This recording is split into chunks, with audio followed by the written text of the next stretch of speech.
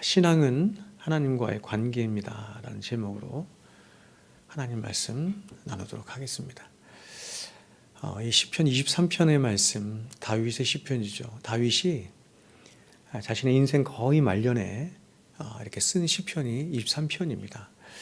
우리 이렇게 23편을 이렇게 볼 때 여호와는 나의 목자시니 하면서 굉장히 이렇게 목가적인 그런 이렇게 모습이 떠오르기 때문에 다윗이 목동 시절에 쓴 것은 아닌가 이런 생각이 드는데, 그렇지 않고 다윗이 왕으로 있을 때 쓴 시가 바로 이 시편 23편입니다. 그래서 더 이 고백이 참 위대하다 이렇게 말을 할 수가 있습니다.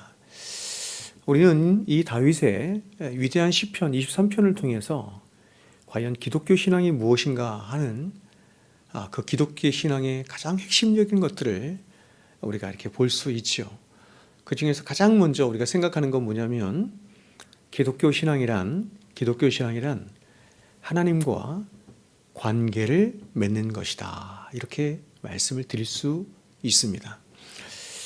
기독교 신앙이라고 하는 것은 교회를 다니는 걸 말하는 것도 아니고 종교적인 어떤 삶이나 어떤 행동을 하는 것을 말하는 것도 아니고, 그렇다고 해서 어떤 특정한 사람들과 관계를 맺고 그들과 함께 뭔가를 이루어내는 것을 기독교 신앙을 갖는다 이렇게 말하지 않고, 기독교 신앙을 갖는다라고 하는 것은 온 세상 우주 만물의 주인 되시고 통치자 되신 그 하나님과 인격적으로 그리고 개인적으로 그리고 아주 특별하게 이렇게 하나님이 찾아오셔서 관계를 맺는 것이죠. 관계를 맺는 것입니다. 이것이 가장 중요한 핵심입니다. 그래서 우리가 이렇게 하나님과 관계를 맺는다, 이런 걸 다른 말로 이렇게도 말할 수 있죠. 우리가 구원론적으로 말하면 구원에 이른다, 우리가 구원을 받는다, 이렇게도 말할 수 있는 것인데, 그래서 여러분 우리가 기독교가 말하는 구원론을 이야기할 때도 기독교가 말하는 구원론을 이렇게 어떤 형태로서 모양으로서 이렇게 기독교 구원을 설명하기도 하고 시제적으로 이야기를 하기도 하고 교회와 연관돼서 말하기도 하고, 기독교 구원은 사실 굉장히 방대하고 굉장히 복잡하고 굉장히 유기적인데, 특별히 우리가 기독교 구원론을 이야기할 때 교리적으로는 구원의 서정이라고 하는 걸 얘기하거든요. 구원의 서정. 그래서 소중, 회신, 칭수, 성견, 영 이렇게 말해요. 소명, 중생, 회심, 칭의, 신앙, 그 다음에 소중, 회신, 칭, 수양, 그 다음에 성도의 견인 혹은 하나님의 영화 이렇게 말을 하거든요. 그런데 이런 모든 9가지의 신앙의 여정이 다 뭐와 연관되어 있냐면 하나님과의 관계에 이렇게 다 이렇게 연결되어 있습니다. 하나님과 관계. 그러니까 이렇게 하나님과의 관계 속에서 어떤 것은 이렇게 말한 거예요. 하나님이 관계 안으로 죄인된 우리를 부르신 것이다, 이렇게 말하는, 그걸 소명이라고 해요. 그걸 이제 기독교 구원의 처음이죠. 소중, 회신, 칭승, 소명, 그렇죠? 하나님과의 관계 안으로 하나님이 우리를 부르셨다. 그래서 그걸 소명이다, 이렇게 말을 하죠. 중생이라고 하는 것은 거듭나는 걸 말하는 거 아니에요? 다시 태어나는 걸 말하는 거 아닙니까? 하나님과의 관계 안으로 우리를 부르시기 하기 위해서 하나님이 우리의 본질을 바꾸신 것, 그걸 중생이라고 하고, 회심이라고 하는 것은 이렇게도 말할 수 있죠. 회심은 돌아서는 걸 말하는 거 아닙니까? 돌아서서 다른 방향으로 가는 것입니다. 돌아서서 우리가 가던 방향에서 돌아서서 하나님과의 관계적인 방향으로 나가는 것, 그것을 회심 이렇게 말할 수 있고, 칭의도 마찬가지죠. 법정적인 용어이기도 하지만 하나님과의 관계의 회복, 이것을 선포하는 것이 바로 칭의 이렇게도 말할 수 있고, 또 예를 들어서 수양, 그러면 수양이라고 하는 것은 양자 삼음 이렇게 말하는 거거든요. 성경 우리를 양자 삼는다, 이게 수양이라고 하는데, 양자 삼음, 하나님과의 그렇죠, 이 부모와 자녀와의 관계로 우리가 들어가는 것, 그것을 수양 이렇게 말한다.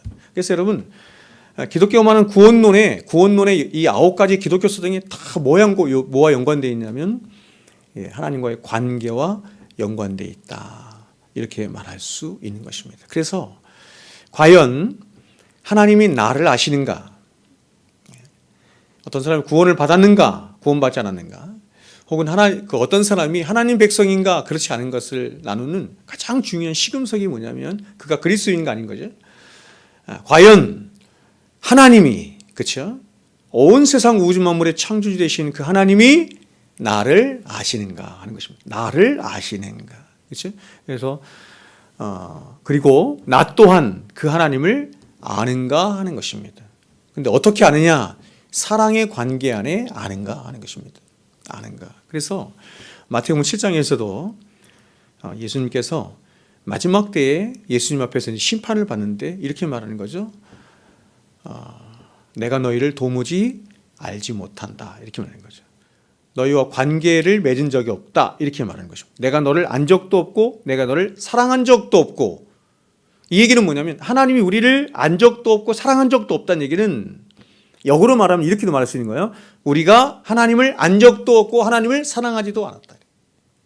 하나님을 안 적도 없고 하나님을 사랑하지도 않았는데 마태복음 7장에 근거하면 그 사람이 하나님을 향해서 주여 주여 한다는 거예요. 놀라운 일이죠.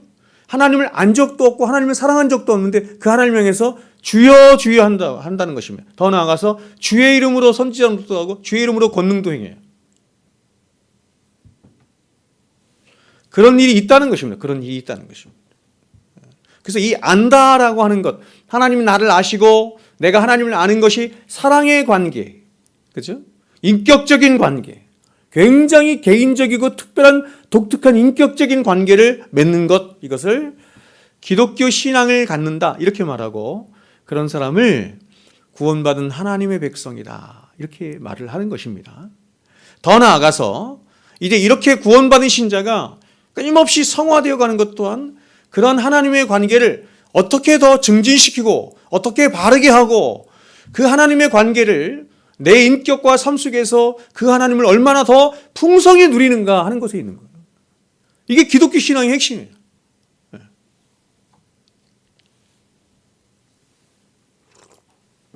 그러면 기독교 신앙이 목적하는 하나님과 우리와의 관계에 하나님과 우리의 관계의 목표 지점이 어디냐? 얼마나 하나님은 우리와의 관계를 더 돈독히 하시고 증진시키시고 완성시키기를 원하시느냐? 여러분 어디까지예요? 그 관계가 어디까지라고 말씀드렸어요? 어저께 우리 배웠죠. 하나님과의 절대 의존의 관계입니다. 하나님과의 절대 의존의 관계. 그것을 목표로 하는 거예요. 그것이 우리의 목적지예요. 우리가 가야 할 목적지.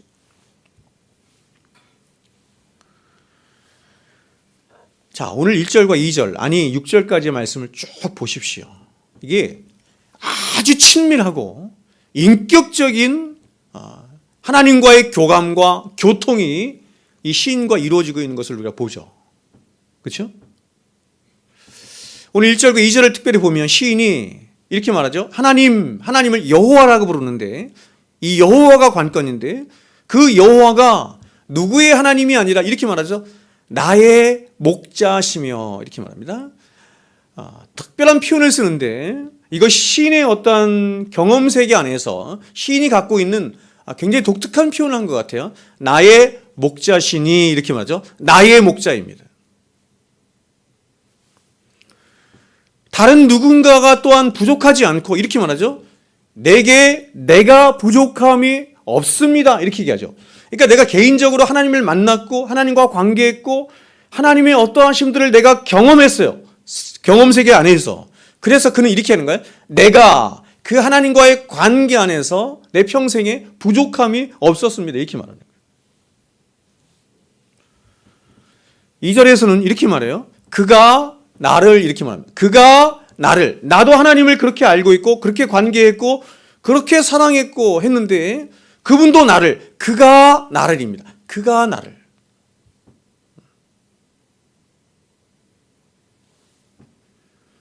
제가 여러분에게 말씀드린 것처럼 기독교가 말하는 사랑은 이렇게 무리지어 사랑하지 않으세요. 하나님이 우리를 사랑하시되 이렇게 무리지어 사랑하시지 않아요. 내가 이 사람을 사랑한 것처럼 너도 이렇게 사랑한다. 이렇게 하지 않으세요. 이 사람을 사랑하는 방식과 이 사람을 사랑하는 방식이 달라요. 이 사람을 인격적으로 사랑하신 것처럼 나 또한 인격적으로 사랑하시고, 이 사람을 다른 사람은 알 수 없는 아주 개인적이고 독특한 방식으로 사랑하시는데 나 또한 그렇게 사랑하시고 만나주시는, 이게 기독교 사랑이에요. 기독교가 말하는 사랑.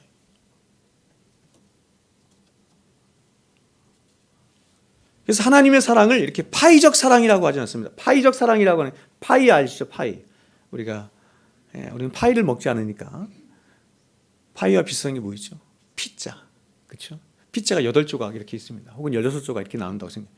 그러면 16조각이 딱 있는 거예요. 이게 제로섬 게임이라고도 하잖아요. 그죠? 그래서 16조각, 8조각 중에서 사람들이 가져가는 거예요. 사랑을 이렇게 나눠주는 거죠. 하나님의 사랑이 8조각, 16조각인데 그걸 이렇게 나눠준다. 이게 하나님의 사랑이 아니에요. 하나님의 사랑은 온전한 사랑이고, 그 온전한 사랑을 우리 개인과 관계를 맺으면서 그 사랑으로 온전히 사랑하시는 사랑이다, 이렇게 말합니다.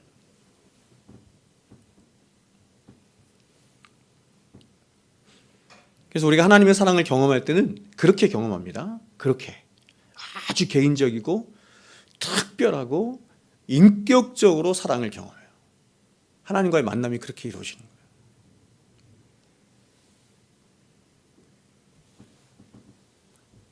1절, 2절 그리고 또 6절까지 모든 말씀을 보면 시인과 하나님 사이에 이런 인격적이고 어떤 특별하고 개인적인 교감과 교통이 어떤 시인의 평생, 그죠? 나중에 이렇게 얘기하죠. 나의 평생이 이렇게 고백하잖아요. 그의 평생의 삶 속에서 그렇게 이루어진 거죠.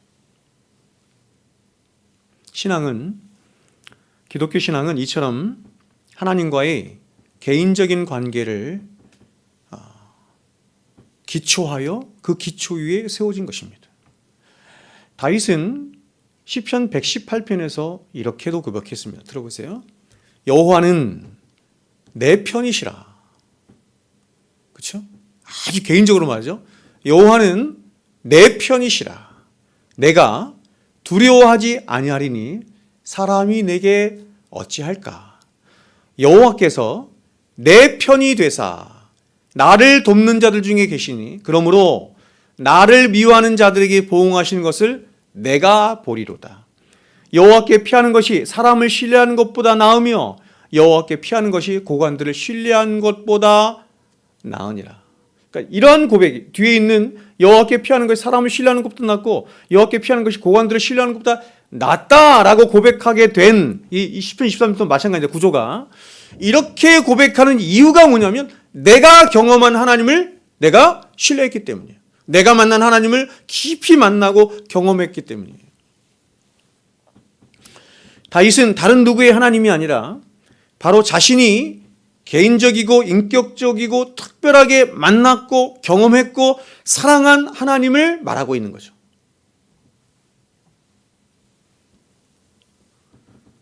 여러분, 이것은 얼마나 중요한 사항인지 모르겠습니다.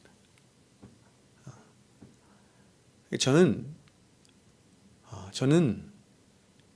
오늘날 교회 안에 있는 그리스도인이라고 하는 사람들 가운데 얼마나 많은 사람들이 이렇게 하나님을 정말로 인격적이고 개인적이고 특별하게 하나님이 찾아오셔서 그 사람을 만났는가, 이렇게 묻고 싶어요.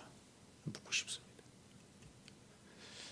그런 증언이 있는지, 그런 신앙 고백을 실제로 할 수 있는지를 묻고 싶습니다. 여러분이 알고 있는 하나님은 누구의 하나님입니까? 그 하나님은 성경의 위대한 사람들이 만난 하나님이 되어서도 안 되고, 목사가 만난 하나님이 되어서도 안 되고, 다른 성도들이 만난 하나님이 되어서도 안 돼요. 그래서 우리가 로마서에 보면 사도 바울이 복음을 이야기할 때도 이렇게 말해요. 내 복음에 이르기를. 내 복음. 여기서 내 복음이라고 하는 것은 뭐냐면 다른 사람들과 차별되게 내가 세운 혹은 내가 만들어낸, 내가 고안해낸 그런 복음을 말하는 것이 아니라 내가 경험한 복음, 이렇게 말하는 거예요.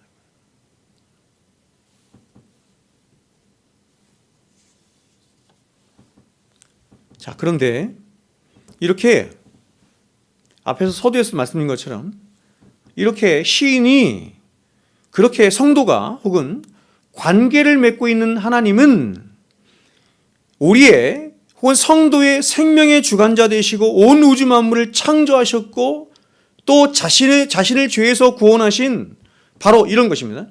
절대자이신 하나님이시죠. 절대자이신 하나님이에요. 나를 찾아오셔서 나를 만나주셨고 나와 관계를 맺으신 그 하나님은 어떤 이렇게 그렇죠? 아브라함이 그런 거거든요. 아브라함이 경험했던 아브라함 우상장수 아니었습니까? 우상장수 아버지 밑에 살았잖아요.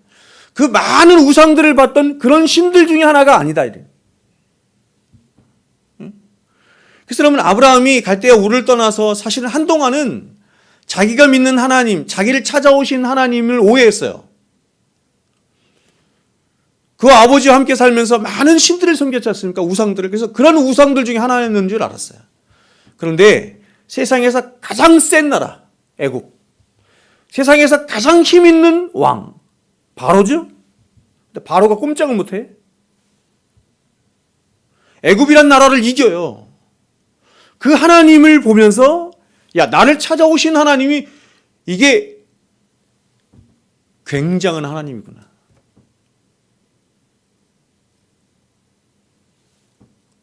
그때부터 아브라함의 삶이 달라지는 거거든요.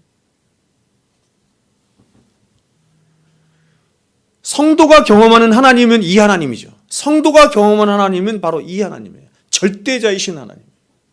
창조주 되신 하나님이실 뿐만 아니라 나의 구원을 위하여 자신의 독생자까지도 주신 하나님이시죠.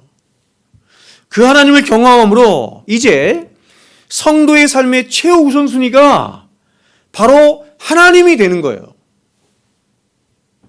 그게 기독교 신앙이에요. 자신을 찾아오신, 제가 좀 이따 다시 말씀드리겠지만 자신을 찾아오신 하나님에 대한 인식, 하나님을 딱 인식하자 그 하나님 앞에 부복하며 그 하나님을 자신의 모든 삶에 있어서 최우선의 관계로 딱 놓는 것입니다. 기독교 신앙이죠. 다시 말해 참된 성도는 하나님과의 관계를 최우선순위에 놓고 살아가는 자를 성도라 이렇게 말하는 것이에요. 부모와의 관계보다 예수님께서 말씀하시죠. 자녀와의 관계보다 이웃들과의 관계보다 나라와의 관계보다 사회적인 어떤 관계보다 그리고 우선순위를 따져도 내 삶에 여러 가지 중요한 일들이 있어요.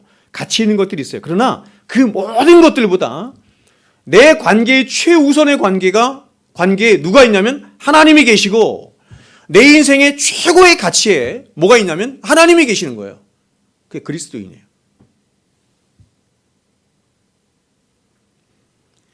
여러분 평생을 내가 그렇게 산다 이런 말을 하는 게 아닙니다. 그래서 성도에게 있어서 하나님은 절대자거든요. 절대자예요. 가장 중요해요. 가장 가치가 있어요. 가장 무거우신 분이에요. 이 영광이라는 말, 독사가 무겁다는 말을 했잖아요. 하나님은 내게 있어서 가장 무거우신 분이에요. 그래서 성도는 이 하나님이 나에게 있어서 가장 절대적인 분이기 때문에 그 하나님과의 관계가 나에게 막혀 있고 하나님과의 관계가 뒤틀려 있으면 성도는 내 인생에 다른 것은 아무 의미도 없다 이렇게 인식해요. 다른 일을 할 수가 없어요. 하나님과의 관계가 막혀 있을 때. 청교도들은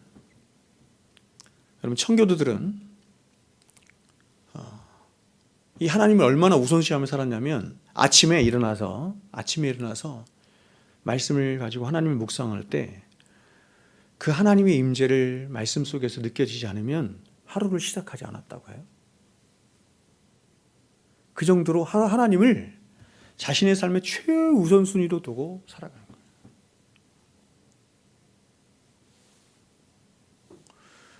저는 오늘날 너무나 많은 그리스도인이라고 하는 사람들이 일주일 동안 세상에 나가서 그냥 하나님을 잊은 채 살다가 주일날 나가서 하나님과 다시 관계를 맺고 또 하나님 생각하다가 다시 세상에 나가서 하나님 믿고 살다가 다시 주일날 와서 하나님 기억하고 나오고 이러한 일들이 너무 많다 이런 생각이 들어요. 그렇게 하는 가장 첫 번째 이유가 뭐냐면 하나님과의 관계가 설정이 바로 되지 못했고, 첫 번째는.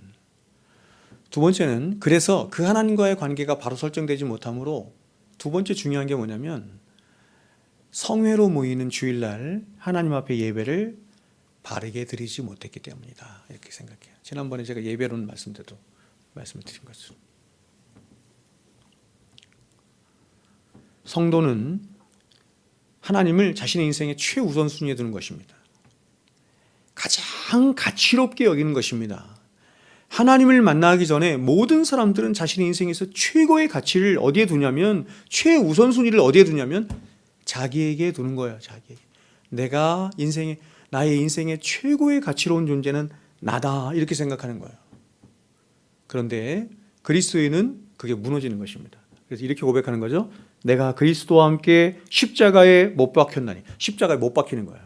그런즉 십자가에 못 박히자. 내가 그리스도와 함께 십자가에 못 박히자. 어떤 일이냐면 그런즉 이제는 내가 살지 않죠. 내가 사는 것이 아니요 오직 내 안에 그리스도께서 사신 것이라.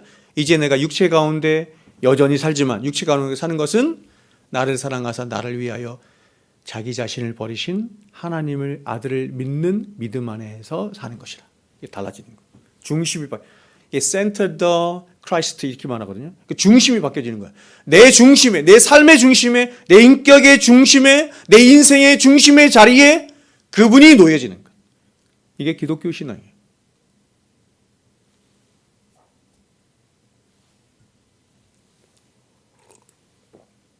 그래서 그리스도인은 예수 그리스도가 내 중심에, 내 인격의 중심에 딱 좌정하여 계실 때 가장 안정감을 갖는 거예요.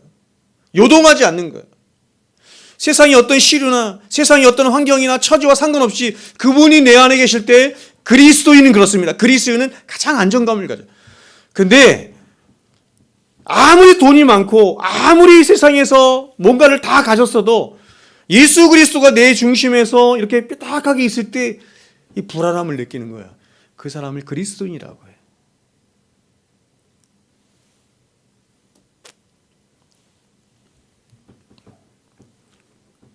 제가 예전에 새벽 시간에 한 예화인데 이런 예화가 있습니다. 실제 있는 이야기인데 어느 독실한 기독교 의사가 있었습니다. 이 의사는 사람들에게 좋은 평판을 듣는 의사였고 실력도 뛰어났고 그리고 신앙도 아주 좋았습니다. 그래서 그는 지금 현재의 병원에 만족하지 못하고 병원을 하나 더 짓기로 했습니다. 그가 생각하기를 이제 병원을 하나 더 지으면 한 달 평균 2억 원 이상의 수입이 늘어날 것으로 그렇게 생각을 했습니다. 그래서 그는 결심을 했습니다. 이렇게 늘어난 수입으로 내가 하나님 선교를 위해서 내가 유용하게 쓰면 좋겠다. 이렇게 선한 생각을 가진 거예요. 그래서 하나님께 간절히 기도를 했습니다. 근데 여러 날 하나님 앞에 기도하는 가운데 너무나 분명한 하나님의 음성을 듣게 되었는데 그 음성은 바로 이것이었습니다. 하나님이 나를 통해 어떤 일을 하기를 원하시는 것이 아니라 하나님은 나와 함께 하기를 원하신다는 것입니다. 하나님은 나를 통해서 뭔가 일하기를 원하시는 것, 그걸 나한테 요구하시는 것이 아니라 하나님이 요구하시는 것은 바로 나 자신이라고 하는 것을 가장 크게 깨달은 거죠. 그래서 이 의사는 곰곰이 생각했습니다. 자신의 동기 자체는 순수했으나 이미 늘어나고 있는 일 속에서 하나님과의 관계가 소원해지고 있는 자신의 모습을 본 것입니다. 새벽기도 시간도 점점 줄어들고 하나님보다는 일에 대한 근심과 생각들로 넘쳐났습니다. 그런 드디어 하나님과의 관계를 위하여 그 관계를 포기하지 못하고 새벽기도 시간을 위하여 매월 발생할 2억여 원의 수입을 포기하기로 결정했습니다. 그렇게 결정하자 그는 영혼에 큰 평안이 밀려오는 것을 느꼈다고 합니다. 하나님이 우리에게 원하시는 것은 우리 자신이에요. 변혁주의는 어저께 제가 변혁주의를 얘기했지만 변혁주의는 그런 것 같지가 않죠? 하나님이 우리에게 원하시는 게 우리 자신 같지가 않아요. 우리 자신을 통하여 뭔가를 이루시기를 원하는 것 같아요. 하나님이 목적하신 게 무엇인가를 원하시는 것이 있는데 그것을 위해서 우리를 구원하신 것 같은 생각이 들어요. 그러나 하나님이 원하시는 것은 구제도 아니고 선교도 아니고 봉사도 아니고 헌신도 아니고 당연히 하나님과의 관계가 더 돈독해지면 자연스럽게 합니다. 자연스럽게 선한 일에 쓰임받죠. 그러나 그 이전에 하나님이 우리에게 가장 원하시는 것은 바로 우리 자신입니다. 그리고 우리에게 주시기를 원하는 것 또한 바로 하나님 당신 자신이십니다. 하나님으로 말미암아 떨어지는 떡고물이 아니라 하나님으로 말미암아 있게 되는 바이 프로덕트, 부산물이 아니라 하나님 자신을 주시기를 원하는 거죠. 그래서 하나님은 이렇게 말했어요. 내가 너의 기업이고 너의 상급이다. 이렇게 말했습니다. 내가 너의 기업이고 너의 상급이다. 우리는 자꾸 예수를 믿은 다음에 또 다른 상급을 자꾸 원하죠. 달란트 비유 이런 거 얘기하면서 또 다른 상급을 자꾸 생각하고 원하고 더 나아가서 이 땅에서조차 뭔가 성공해야 하나님 앞에 더 인정을 받는 것 같고 하나님 나에게 더 많은 상급을 주시는 것 같은데 하나님은 그런 것이 상급이 아니라 내가 너의 상급이다. 이렇게 말씀합니다. 하나님은 저와 여러분과 더욱 긴밀하고 친밀한 관계를 갖기를 원하시는 것입니다. 그러므로 하나님의 자녀된 저와 여러분의 최고의 특권이자 복이 뭐냐면 하나님과의 인격적인 관계 속에 그분을 나의 하나님으로 모시고 그분을 풍성히 누리며 살아가는 것이에요. 그리고 우리가 주님이 가르쳐 주신 기도처럼 저와 여러분의 인생의 최고의 목적이라 할 수 있는 것이 있죠. 세 가지. 첫 번째, 그분의 이름이 거룩히 여김을 받으시는 것입니다. 이러한 삶을 살 수 있는 것과 더 나아가서 두 번째, 그분의 나라가 내 삶 속에서 이루어지는 것과 세 번째, 그분의 뜻이 하늘에서 이루어진 것처럼 내 삶 속에서 내 인격 속에서 이루어지기를 사모하며 살 수 있는 그 신앙의 기초가 어디에 있느냐? 하나님과의 관계가 바로 서 있고 하나님과의 관계가 튼튼하게 서 있을 때 이 삶이 비로소 가능한 거죠. 하나님과의 관계가 바로 서 있지 못하는데 우리는 그분의 이 영광을 위해 살 수 없어요. 하나님과의 관계가 바로 서 있지 못하는데 우리는 하나님의 뜻을 이룰 수 없어요.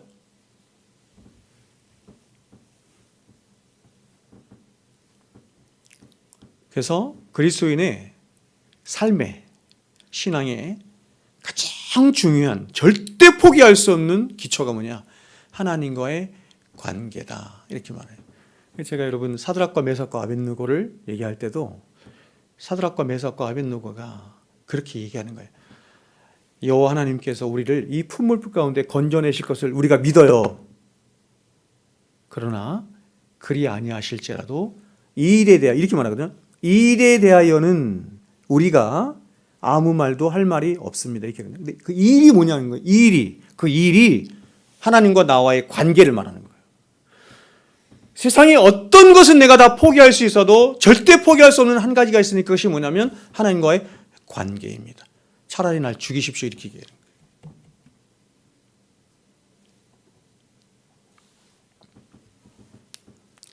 그러면 이렇게 저와 여러분이 하나님과의 관계를 바르게 하고 견고히 하며 우선시하는 것이 저와 여러분의 인생의 가장 큰 지혜이자 비밀이라고 한다면 그렇다면 그렇게 하나님과의 관계를 바르게 할 수 있는 그 관계의 가장 중요한 기초가 뭐예요? 기초. 어떻게 하면 우리는 하나님과의 관계를 바르게 살 수 있어요? 꿈에서 막 하나님을 보면 될까요? 하나님을 경험하면 될까요? 어떤 신비적인 경험을 하면 될까요? 음성을 들으면 아니에요, 여러분.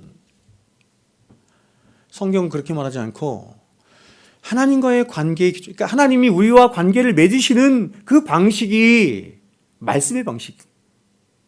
그래서 여러분, 하나님이 내가 하나님과의 관계를 맺고 나와 관계를 맺고 계신 하나님이 이것입니다. 누구이시며 어떤 분이신가 하는 것에 대한, 그리고 나를 위해서 하신 그 하나님의 일이 어떤 것인가 하는 이 하나님에 대한 바른 지식이 바로 신앙의 기초인 거예요.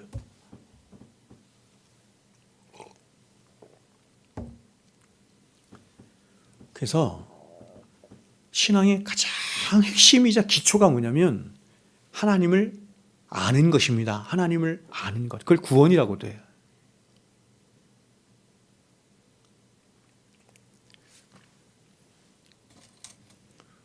자, 그러니까 여러분, 오늘 허집사님이 안 오셨네. 허은희 집사님이 안 오셨는데, 허은희 집사님이 같이 김현 씨 친구 있잖아요. 그 한의사 그분이 이제 천주교 다닌다고 하는데 하나님을 믿는다고 하잖아요. 근데 뭐 하나님 믿는 사람들 말도 안 듣고 자기의 경험 안에서 자기가 믿고 싶어하는 그 하나님을 계속 이야기하는 거예요. 근데 그런 게 신앙이 아닌 이유는 뭐냐면 그런 신앙은 바른 기초가 서 있지 않은 거예요. 하나님을 바르게 아는 하나님에 대한 지식의 기초에 서 있지 않은 신앙인 거예요.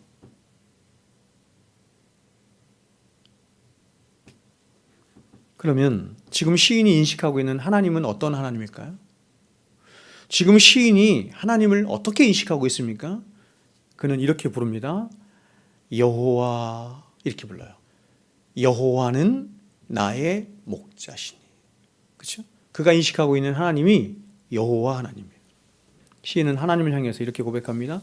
여호와는 나의 목자시니 내가 부족함이 없으리다. 여러분, 지금 이 시인의 고백을 한번 분석해 보십시오. 잘 보세요. 지금 시인이 하나님을 여호와 하나님으로 인식하는 거예요.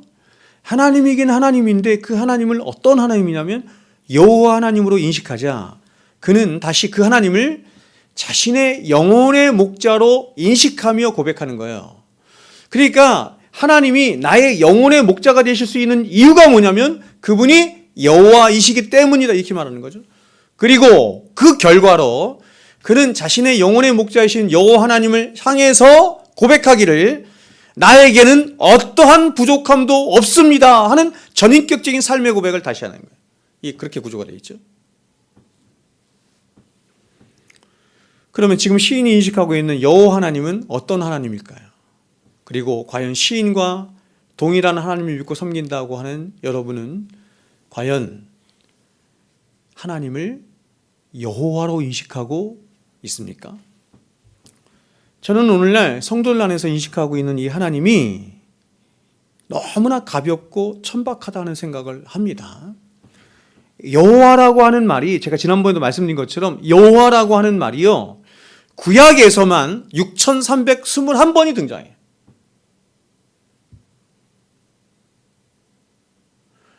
히브리 사람들이 늘 인식하고 있었던 구약의 히브리 사람들이 늘 인식하고 있던 그 위대하신 하나님은 어떤 하나님이냐면 여호와예요. 6321번. 방금 전에 우리 허은혜 집사님 얘기했었는데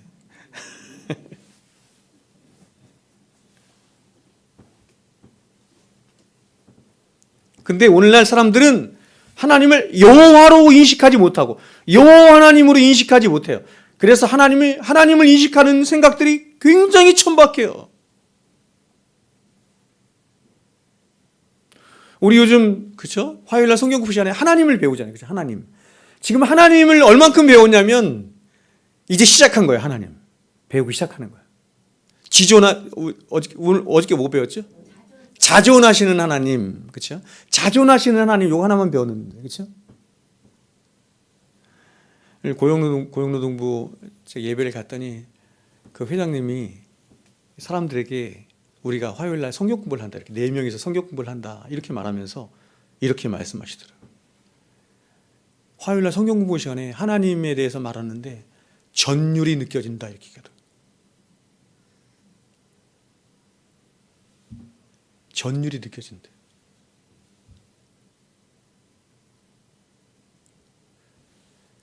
그 하나님에게 이렇게 압도된 거예요. 그 하나님의 이름에 하나님이 어떠하심에 영광이라고 하죠. 어떠하심에 이렇게 압도된 거예요. 근데 오늘날 사람들은 하나님에게 압도되지 않아요. 너무나 천박하고 가벼워서. 심지어 하나님 까불면 나한테 죽어. 그게 목사예요? 미친 거예요, 여러분.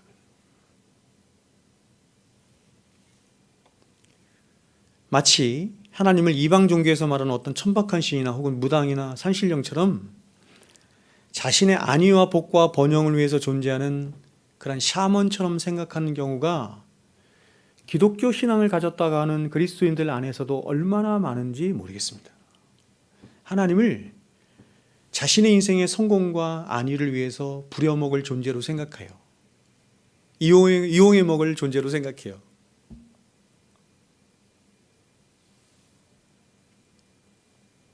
그러나 여러분, 성경이 말하는, 특별히 구약 성경이 말하는 하나님은 6325번이나 얘기했던 것처럼 여호와 하나님이십니다. 여호와 하나님.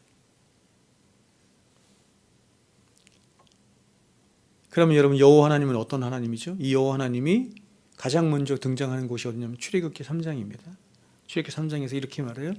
모세가 하나님을 만났는데 하나님이 모세에게 이르시되 나는 스스로 있는 자 아니라, 또 이르시되 너는 이스라엘 자손에게 이같이 이르기를 스스로 있는 자가 나를 너에게 보내셨다 하라. 하나님이 또 모세에게 이르시되 너는 이스라엘 자손에게 이같이 이르기를 너희 조상의 하나님 여호와 곧 아브라함의 하나님, 이삭의 하나님, 야곱의 하나님께서 나를 너에게 보내셨다 하라. 이는 나의 영원한 이름이요 대대로 기억할 나의 칭언이라. 자, 이 장면은 하나님 모세에게 당신을 나타내시는 장면이죠. 제가 여러분에게 말씀을 드린 것처럼 모세의 평생 소원이, 가장 큰 소원이 뭐였냐면 하나님을 아는 것이었습니다. 하나님을 보는 것이었습니다. 그래서 모세가 하나님께 요청하죠. 하나님, 당신의 영광을 나에게 나타내 주시옵소서 하죠. 하나님이 모세에게 나타나셔서 당신을 나타내십니다. 그런데 어떻게 나타내시냐면 이름으로 나타내시는 거예요. 이름으로 나타내시는 거예요. 제가 이름에 대해서 여러분에게 말씀드렸죠. 이름이 얼마나 중요한지. 그러면 그 이름이 뭐냐? 잘은 모르지만 이렇게 우리는 부릅니다. 여호와, 이렇게 부르는 거예요. 하나님은 이 여호와라는 당신의 이름을 다시 풀어서 말씀해 주시는데 그것을 두 가지로 풀어서 말씀하시는 거예요. 첫 번째는 하나님은 이렇게 풀어서 말씀하십니다. 여호와를 스스로 계시는 하나님, 이렇게 말해요. 스스로 계시는 하나님이라고 이렇게 풀어서 얘기하고, 오늘 말씀 보니까 두 번째로 풀어서 얘기하는데 이번에 이렇게 말합니다. 너희 조상의 하나님 곧 아브라함의 하나님, 이삭의 하나님, 야곱의 하나님, 이렇게 풀어서 말씀해요. 두 가지예요. 여기서 너희 조상의 하나님 곧 아브라함의 하나님, 이삭의 하나님, 야곱의 하나님이라는 말씀은 그 앞에 있는 3장 12절의 말씀을 받은 거예요. 3장 12절의 말씀은 뭐냐면 내가 너와 함께 있으리라, 이 말씀을 그대로 받은 게 이 말씀. 이걸 반복한 거예요. 그러면 하나님의 영원한 칭호의 여호와가 갖는 두 가지 의미를 함께 살펴보겠습니다. 먼저 여호와라는 이름은 성경이 계시하는 하나님에 대한 최상의 계시죠.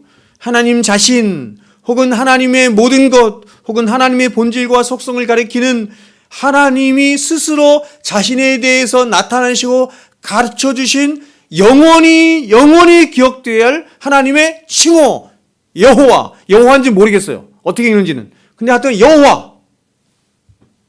그래서 여러분, 히브리인들이 이 이름을 신성사문자라고 불렀다 그랬죠. 신성사문자라고 해서 부르지 않았습니다. 뭐라고 부르는지 몰라요. 히브리어는 원래 모음이 없어요. 어떻게 읽는지를 몰라. 히브리 사람들 신기한 게 뭐냐면 모음이 없는데 막 읽어요.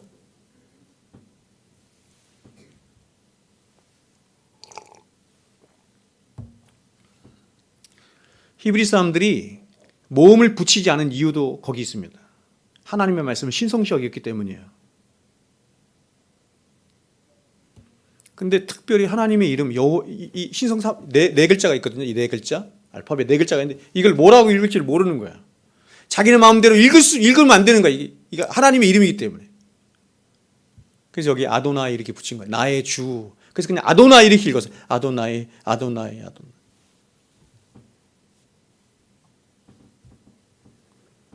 후에 마소라 학파가 그것을 그냥 여호와라고 불렀다고 했죠. 그렇다면 이제 하나님이 스스로 가르쳐주신 여호와가 갖는 두 가지 의미를 보겠습니다. 먼저 하나님은 자신을 여호와라 하시며 그 이름의 의미를 첫 번째로 이렇게 말했어요. 나는 스스로 있는 자니라. 나는 스스로 있는 자니라를 히브리어로 하면 이렇게 됩니다. 예흐예 아세르 예흐예 이렇게 됩니다. 예흐예 아세르 예흐. 영어로 하면 I am who I am. 나는 스스로 있다. 보세요. 나는 스스로 있다. 굉장히 특별하고 독특한 표현이죠. 이렇게 표현할 수 있는 사람은 세상에 아무도 없죠. 하나님이 이렇게 나는 스스로 있다. 첫 번째는 뭐냐면 있다예요. 있다. 그렇죠? 제가 그 주기도문 강의하면서 이 있다를 주기도문에서는 뭐라고 표현했어요? 계시다. 하늘에 계신, 살아 계신. 그렇죠? 이게 예흐예예요. 히브리어로 예흐예. 영어로 비동사. 히브리어로 하야동사의 1인칭 미완료 단수. 그러므로 나는 스스로 있는 자니라 하는 이 말씀을 통해서 우리가 가장 먼저 깨닫게 되는 것은 하나님은 계신 분이다. 이런 뜻이에요. 하나님은 계신 분이다. 근데 어떻게 계시느냐? 인격적으로 존재하시는 하나님이시다. 하나님은 비인격적인 어떤 힘이나 능력이나 에너지가 아니에요.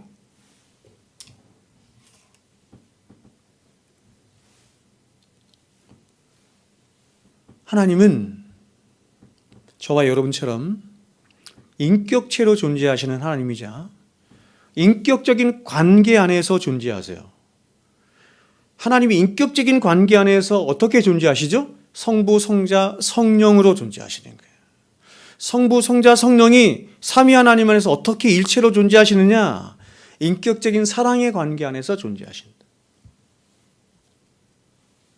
또 있다라는 말은 조금 전에 말씀드린 것처럼 하야동사 1인칭 미완료 단수형. 말 그대로 완료되지 않은 어떤 동작이나 계속되는 어떤 상태를 말할 때 이 시제를 쓰는 거예요. 그러니까 결국 여호와 하나님은 이런 뜻입니다. 미완료된 상태로 계속해서 존재하시는 분, 이런 뜻이에요. 미완료된 상태로 계속해서 존재하시는 분. 그러니까 여호와 하나님은 어떤 분이냐? 과거에도 존재하시고 현재도 존재하시고 미래에도 계속적으로 늘 현재적으로 존재하시는 분. 과거나 현재나 미래나 모든 시간을 다 지배하여 계시는 하나님. 알파와 오메가요, 시작과 끝이 되시는 여호와 하나님, 이런 뜻이죠. 자꾸 묵상해야 돼. 자꾸 생각해야 돼. 하나님을.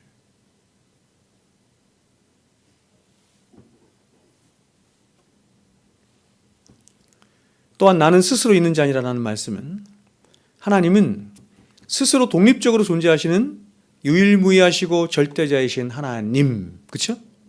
우리가 우리가 어저께 배운 거예요. 성경국 시간에. 자존성. 자존하시는 하나님. 스스로 계시는 하나님.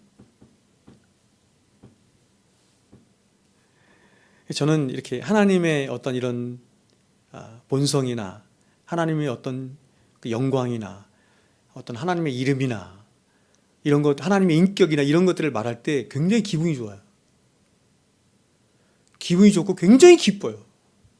왜냐하면 내가 관계 맺고 나를 사랑하시고 내가 사랑하는 하나님이 그런 하나님이라는 걸 생각하면 너무 위안이 되고 너무 힘이 되고 내게 능력이 되고 살아갈 모든 힘을 거기서 내가 갖는 거예요.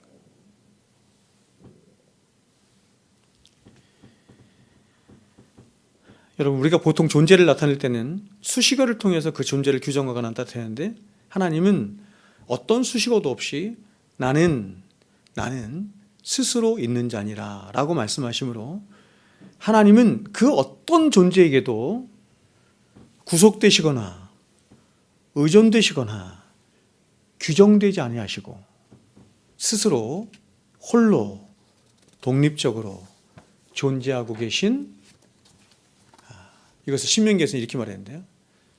유일하신 하나님이시다. 그분만 하나님이시다. 그분만 하나님이시다. 세상에 신이 막 수십억 개가 있다. 세상에 신이라고 하는 존재가 수십억 개의 사람들이 말하는 신이 있는데 하나님은 이렇게 말해요. 그것들은 다 신이 아니다. 나만 하나님이다. 그러므로 여호와라는 이름이 가지는 가장 1차적인 의미는 바로 하나님의 자존성과 탁월성과 불변성과 독립성과 내재성을 말하는 것입니다. 그러므로 결국 여호와라고 하는 하나님의 이름이 가지는 가장 1차적이고 근본적인 의미가 뭐냐면 이 여호와 하나님은 어떤 하나님이에요? 그냥 한마디로 창조주이신 하나님이다. 이렇게 말하는 것입니다. 오직 여호와 하나님만이 신적인 본질과 능력과 그 영광을 지니신 유일하신 하나님이시라는 것을 하나님이 당신의 이름인 여호와라고 하는 이름을 통해서 여러분 이렇게 선포하신 거예요. 나타내신 거예요. 나는 창조주다라고 하는 것을 여호와라고 하는 이름을 통해서 가장 1차적으로 선포하신 거예요. 두 번째로 하나님은 여호와라는 당신의 칭호를 말씀하시면서 이 칭호를 두 번째로 풀어서 말씀하시는데 그 말씀이 바로 이런 말씀입니다. 너희 조상의 하나님 여호와 곧 아브라함의 하나님, 이삭의 하나님, 야곱의 하나님이죠. 하나님이 이 말씀을 3장 12절에서는 이렇게 말했어요. 내가 너와 함께 있으리라. 이게 같은 말이에요. 그러니까 너희 조상의 하나님, 아브라함의 하나님, 이삭의 하나님, 야곱의 하나님이라는 말과 내가 너와 함께 있을 것이야 라고 하는 말은 같은 말이에요. 여호와 하나님은 2차적인 여호와 하나님의 뜻은 뭐냐면 어떤 하나님이냐면 바로 너희의 조상들과 함께 하신 하나님이자 모세와도 함께 하시는 하나님이시고 너희의 조상이었던 그렇죠? 아브라함과 이삭과 야곱의 하나님이셨던 그들의 자손인 너희와도 함께 하시는 하나님이시다 이렇게 말하는 거예요. 그러면 보세요. 그러면 그렇게 아브라함의 하나님도 되고 이삭의 하나님도 되고 야곱의 하나님도 되고 그래서 모세의 하나님도 됐어요. 근데 그 하나님이 너희들의 하나님도 될 수 있는 이유가 뭐예요? 이유가 뭐죠? 자 보세요. 아브라함, 이삭, 야곱, 모세 그리고 이스라엘 백성들을 하나로 묶을 수 있는 근거가 뭐예요? 그게 언약이에요. 그게 언약인 거예요. 그래서 출애굽기 2장에서 하나님이 이렇게 말씀하셨어요. 출애굽기 2장 24절 25절에 하나님이 그들의 고통 소리를 들으셨어요. 그들은 이스라엘 백성이죠. 이스라엘 백성들의 고통 소리를 들으시고 하나님이 보세요. 아브라함과 이삭과 야곱에게 세운 그의 언약을 기억하사. 그렇죠? 언약을 기억하신 거예요. 하나님이 이스라엘 자손을 돌보셨고 하나님이 그들을 기억하셨더라. 여러분 이스라엘을 하나님이 돌보시고 다른 말로 해볼게요. 하나님이 이스라엘 백성들을 돌보실 수밖에 없고 하나님이 이스라엘 백성들을 기억하실 수밖에 없는 이유가 뭐냐? 그것은 아브라함과 이삭과 야곱과 맺은 그 언약 때문이다. 그 언약으로 말미암아서 너희들을 혜택해 보는 거야. 너희들이. 그렇죠? 그러면 언약의 하나님은 어떤 하나님이냐? 언약의 하나님은 이런 하나님이죠. 결혼의 비유를 들면 아주 간단하죠? 결혼의 비유를 들면 간단합니다. 남녀가 결혼을 하면 두 사람은 혼인서약을 맺고 한 가정을 이룹니다. 그리고 이제 결혼서약을 한 두 사람은 좋든 싫든 이제 평생을 함께 살며 서로에 대한 책임과 의무를 다해요. 그게 언약이죠. 그래서 언약식 하죠. 건강할 때든지 병들었을 때든지 늙었을 때든지 젊었을 때든지 잘 살 때든지 못 살 때든지 상관없이 나는 당신만 사랑하며 당신의 남편으로서 당신의 아내로서 모든 정절을 지키며 모든 의무를 다하며 이렇게 언약을 하잖아요. 그죠? 남편은 아내를 향해서 아내는 남편을 향해서 내 몸처럼 평생 사랑하고 섬겨야 할 책임과 의무를 지우게 되는 것입니다. 그래서 이제 둘은 이렇게 말하는 거예요. 그래서 이 언약자가 그죠? 이 하나님이에요. 이게 여러분 결혼식 모형이 딱 언약 모형인 거예요. 주례자가 누구죠? 주례자가 누구를 말하는 거예요? 하나님을 말하는 거죠. 하나님. 그래서 이렇게 말하죠. 주례자가 이렇게 말합니다. 이제 둘은 따로가 아니라 한 몸이 되었습니다. 이렇게 말합니다. 둘은 따로가 아니라 한 몸이 되었습니다. 이렇게. 우리가 하나님과 언약을 맺었습니다. 예수 그리스도가 내 피로 세우는 새 언약이니 했죠? 그래서 이루어진 게 뭐예요? 예수 그리스도와 한 몸이 된 거예요. 결혼식장의 모양이 딱 그걸 딴 거예요. 주례자가 누구냐면 하나님, 남편이 누구냐? 남편이 누구예요? 예수 그리스도. 신부가 누구예요? 교회예요. 그 모습을 그대로 딴 거예요. 결혼식 모양. 그래서 여러분 요즘 젊은 사람들이 결혼식 할 때 주례자 없이 하잖아요. 목사님 주례자 없이 하잖아요. 그렇죠? 우리도 가봤죠 그때 옛날에. 나는 예수 믿는 가정에서 나 그렇게 하는 거 보고 깜짝 놀랐어. 옳지 않아요. 옳지 않은 겁니다. 그래서 이렇게 결혼 세약을 맺은 부부가 그래서 이제 둘이서만 부르는 그 호칭이 있는데 그거를 여보라고 하는 거예요. 여보. 막 나이가 들어서도 막 오빠, 자기 이렇게 그 옳지 않고 여보가 맞아요. 여보라는 말은 아무한테나 그렇게 부르지 않고 오직 이상이 하나밖에 없는 내 남편, 내 아내만 부를 수 있는 특별한 특권적인 이름이야. 그러니까 여러분 하나님이 우리를 부르실 때도 우리에게 여보 이렇게 부르시는 거고 우리도 하나님을 부를 때도 여보 이렇게 부르는 거예요. 그게 바로 언약의 하나님이다. 이런 것입니다. 그래서 남편과 아내가 여보 이렇게 부르면 그 언약의 당사자인 남편이든 아내든 득달같이 달려와서 모든 책임과 의무를 다해야 하는 것처럼 우리가 그 여보라는 말이 하나님과 우리의 관계 속에서는 그게 뭐냐면 여호와예요. 그래서 우리가 여호와 이렇게 부르면 그 여호와 하나님은 득달같이 우리에게 달려오셔서 우리를 도우시고 우리를 책임져 주셔야만 하는 것입니다. 그렇게 하나님이 이스라엘 백성들에게 여호와라는 이름을 주셨다는 의미는 이제 하나님은 이스라엘 백성들의 남편으로서 이스라엘 백성들을 향한 모든 의무와 책임을 다하시겠다라고 하는 약속의 의미인 것입니다. 그러므로 이 여호와라는 이름은 하나님의 백성된 저와 여러분에게는 가장 영광스러운 이름이자 반대로 책임이 있는 말이기도 한 것입니다. 여호와 이렇게 부를 때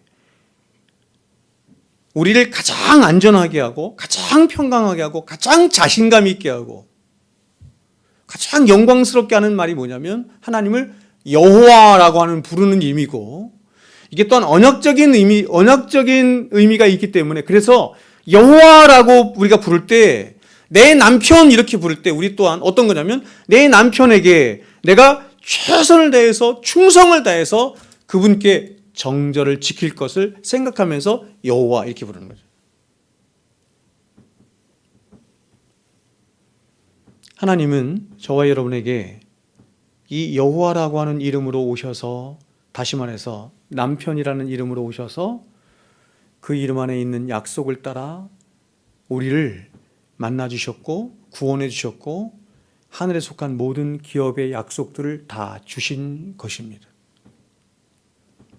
왜 하나님이 우리를 구원하실 수밖에 없었느냐? 왜 하나님이 우리를 위하여서 우리를 이제 시편 이제 23편 뒤쪽으로 가면 이렇게 얘기하잖아요. 나의 평생의 선하심과 인자하심이 정녕 나를 따르니. 하나님의 선하심과 인자하심이 평생에 나와 함께 하실 수밖에 없는 이유가 무엇이냐? 맑은 물가로 푸른 초장으로 나를 인도하시고 사망의 음침한 골짜기를 지날지라도 내가 해를 두려워하지 않고 그 가운데 나를 지키시고 구원할 수밖에 없는 이유가 뭐냐? 창세로부터 예비된 모든 복을 나에게 줄 수밖에 없는 이유가 뭐냐? 하나예요. 내가 언약 백성이기 때문인 거야. 언약 백성이기 때문인 것이야. 그래서 우리는 당당해야 하는 거야. 하나님 앞에 가서 당당할 수 있는 거예요. 아까 우리가 읽었죠? 출애굽기 읽었던 것처럼 하나님께서 아브라함의 하나님, 야곱의 하나님, 이삭의 하나님, 이삭의 하나님, 야곱의 하나님께서 너희가 듣는 그렇죠? 그 부르짖음의 소리를 들으셨다는 거. 왜요? 바로 언약의 하나님, 언약을 맺으셨기 때문에 그렇다는 것입니다. 그래서 우리가 기도하면 하나님이 들으실 수밖에 없는 거예요.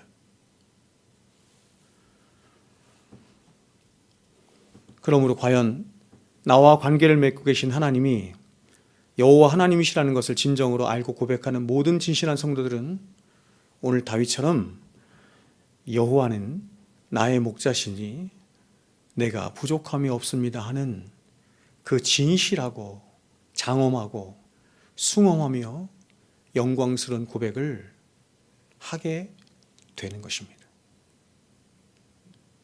저와 여러분의 신앙의 끝장판, 우리 신앙의 거의 목표 지점 같은 끝장판이 뭐냐면 하나님 우리에게 듣기를 원하시는 게 이 고백이에요. 여호와는 나의 목자시니 내가 부족함이 없습니다. 그러면 우리가 이렇게 여호와 하나님을 나의 목자로 삼아서 나는 평생에 부족함이 없습니다. 더 나아가서 평생에 주의 선하심과 인자하심이 정녕 나와 함께 하셨습니다.